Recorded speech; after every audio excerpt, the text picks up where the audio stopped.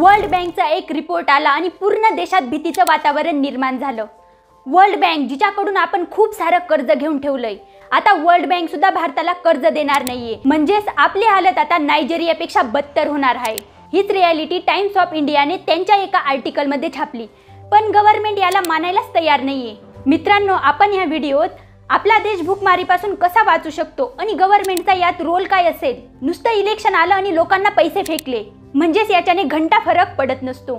म्हणजे सरकारच्या तिजोरीत हा पैसा जिथून येतोय म्हणजे वर्ल्ड बँक कडून, ती बँकच आता यांना पैसे देणं बंद करणार आहे। मग यांच्या तिजोरीत वाचणार काय, नंतर आम जनतेचा काय रोल पाहिजे आणि टॅक्सचं मॅनेजमेंट कसं करायला पाहिजे गव्हर्नमेंटने, ते सुद्धा आपण या व्हिडिओत बघणार आहोत। चला तर व्हिडिओला सुरुवात करूया। सरकारला वाटतं की लोकांनी फक्त मरू नये, त्यांना वाटतं की लोक जगताय ना 5 रुपयाचा बिस्किट पुडा, तो पण आता 5 रुपयाला नाही राहिला 10 रुपयाला झालाय। तो बिस्किट पुडा खाऊन आणि चहा पिऊन कसं तरी जगताय। यांना घरदार नसलं तरी चालेल, रोडवरती झोपले तरी चालेल, फक्त यांनी मरू नये, कसं तरी का होईना जिवंत राहावं, एवढाच सरकारचा अप्रोच आहे। म्हणजे जे गरीब आहेत, ज्यांना घरदार वगैरे काहीच नाहीये, म्हणजे ते भीक मागून खाता, ही झाली त्यांची गोष्ट। आता मिडल क्लासची कंडिशन तर यांच्याहून बदतर झालीये। ते ना नीट जगू शकता ना मरू शकता, रोज त्यांना 2-2 डिप्रेशनच्या गोळ्या घेऊन जगावं लागतंय। त्यांनी जे थोडंफार सोनं खरेदी केलंय, थोडंफारच तर ते त्यांना बँकेकडे गहाण ठेवावं लागतंय आणि बँकेकडून कर्ज काढावं लागतंय। आत्ताची कंडिशन पाहिली तर 50% लोकांनी बँकेकडून सोनं ठेवून कर्ज घेतलंय। हा रिपोर्ट तर ऑथेंटिकल आहे, पण अनऑथेंटिकली आपण पाहिलं तर याची आकडेवारी खूपच जास्त असेल। मग आपण अनऑथेंटिक आकडेवारींवरच विश्वास करू। आता आपल्याकडे जे सोनं आहे ते आपण खाऊ तर नाही शकत ना, खायला आपल्याला गहू तांदूळ वगैरे तेच पाहिजे, म्हणून लोक सोनं गहाण ठेवून पैसे उधार घेताय आणि आपला कसा तरी गुजारा करताय। भारतात सगळे रिच नाहीये, 60% लोक असे आहे की ते खूप गरीब आहेत। म्हणजे आपण गरीब आणि मिडल क्लास यांची टक्केवारी पाहिली तर ते 80%च्या पुढे जाते, म्हणजेच 20% लोक इतर रिच आहेत। आता काही अंधभक्त असे पण आहेत की त्यांना मोदींविरुद्ध बोललं तर त्यांना खूप लागतं, जसं काय मोदी यांना मंत्रिमंडळात स्थान देऊन देणार आहे। जेव्हा पॅन्डेमिक सिच्युएशन आली, नंतर रिकव्हरी पण झाली, लोक भरून भरून शेअर मार्केटमध्ये पैसे गुंतवू लागले, बँकांकडून व्याजाने कर्ज काढू लागले, इकडनं तिकडनं उचलून लोकांनी सगळे पैसे शेअर मार्केटमध्ये घातले।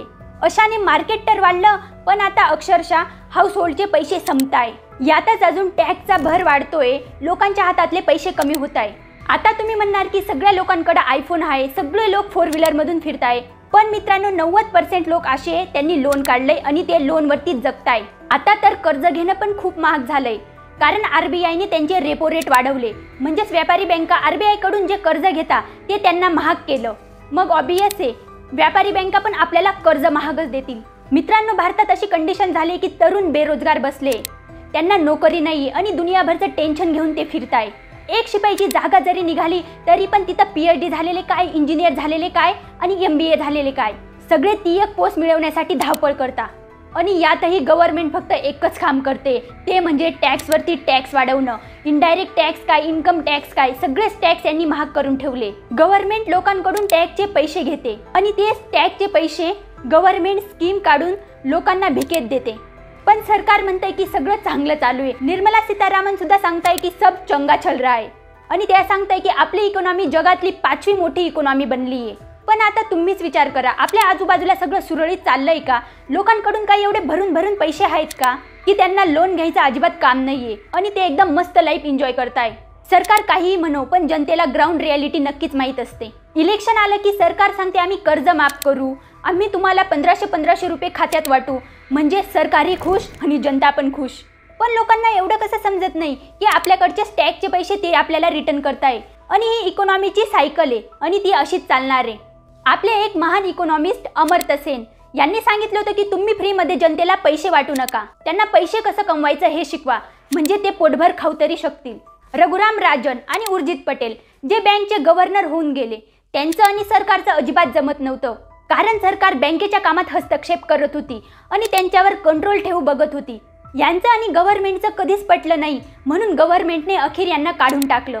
मित्रांनो, आरबीआयची जी मॉनिटरी पॉलिसी आहे, म्हणजेच रेपो रेट वाढवून व्यापारी बँकांना महाग कर्ज देणं आणि व्यापारी बँकाही लोकांना महाग कर्ज देतील आणि लोकांकडचे जे पैसे असतील ते खेचून घेतील, हेच धोरण आता महागाई नियंत्रणासाठी चालू आहे। जो इन्फ्लेशन रेट आहे तो 4+-2 राहिला पाहिजे, पण इथं तर 6% पेक्षा जास्त गेलाय. म्हणजेच आपली कंडिशन एकदम बदतर झाली आहे. आता तुम्ही जे लोन घेतलंय ते तुम्ही बँकांना रिटर्न केलं नाही तर बँका सर्वाईव्ह कशा करतील. म्हणजेच बँकांची कंडिशन भिकाऱ्यापेक्षा जास्त खराब झाली आहे. आता या बँका पण काही कमी नाहीये. ते मिडल क्लास वाल्यांना डॉक्युमेंट्सवर डॉक्युमेंट जमा करायला लावता. लोकांना काही समजत नसलं तरी ते 1-2 महिने कसं तरी चक्कर मारता आणि कुठूनही डॉक्युमेंट जमा करून आणता. आणि सगळे डॉक्युमेंट जमा केल्यावरही बँका सांगता की आम्ही तुम्हाला कर्ज देऊ शकत नाही. म्हणजेच मिडल क्लासवाल्यांना ह्या बँका अशा घुमवत असता.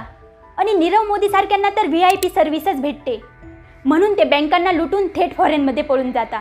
आता मिडल क्लास आहे त्यांना जर कर्ज दिलं तर ते एका निश्चित कालावधीत रिटर्न तर करणारच आहे, पण त्यांना ते कधीच कर्ज देत नाही. म्हणूनच या सरकारी बँका घाट्यात चालल्या आहे. आता दुसरीकडे HDFC, ICICI ह्या तर प्रायव्हेट बँका आहे, त्या कशा कधी लॉसमध्ये जात नाही. अजून एक दुसरी बाजू म्हणजे भारतात कितीही भूकमारी आली तरी ती फक्त शेतकऱ्यांमुळे कंट्रोल होते. कारण आपल्या देशाला असं वरदान लाभलंय की आपल्या देशात एवढ्या नद्या आहे, चांगली जमीन आहे, म्हणून पीक चांगलं येतं.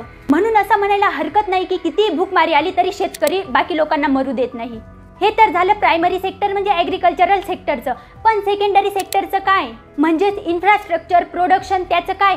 कारण याचा पहिले रेट 14% होता आणि आता तो निव्वळ 2% राहिलाय.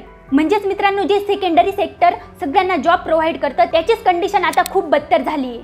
मग आपण जॉब कसं एक्सपेक्ट करू शकतो आणि आपल्या GDP मध्ये ग्रोथ तरी कशी होईल. आता ज्या या कंपन्या आहेत त्यांनी बँकांकडून कर्ज काढलेलं असतं. ह्या कंपन्यांनी बँकांकडून जे लोन काढलेलं असतं तेच लोन त्यांना नंतर खूप जास्त किंमत देऊन फेडावं लागतं. म्हणून अखेर एक दिवस असा येतो की त्यांची कंपनीच बंद होते. म्हणून आता खूप लोक गावाकडे वळू लागले कारण ॲटलिस्ट तिथं मजुरी करून त्यांना भुकत नाही झोपावं लागत. आता विश्वगुरूंकडे एकच ऑप्शन उरलंय ते म्हणजे टॅक्सचा रेट कमी करणं. टॅक्सचा रेट कमी झाला तर लोकांकडे पैसे येतील, लोक मार्केटमध्ये पैसे ओततील आणि बाकीच्या लोकांना सुद्धा रोजगार भेटेल. म्हणजेच आपली अर्थव्यवस्था सुरळीत होईल. आपल्या देशात जर इकॉनॉमिक क्रायसिस आला तर मोदींवरती आपण तर बिलकुल विश्वास ठेवू शकत नाही. कारण त्यांनी तर सांगून दिले हम तो फकीर आदमी आहे, झोला उठा के आए ते और वैसे भाग जाएंगे. अशी कंडिशन त्यांची आहे. मित्रांनो तुम्हाला काय वाटतं आपली कंडिशन आफ्रिकन देशांसारखी व्हायच्या पहिले गव्हर्नमेंटने काहीतरी केलं पाहिजे का नाही कमेंटमध्ये नक्की सांगा.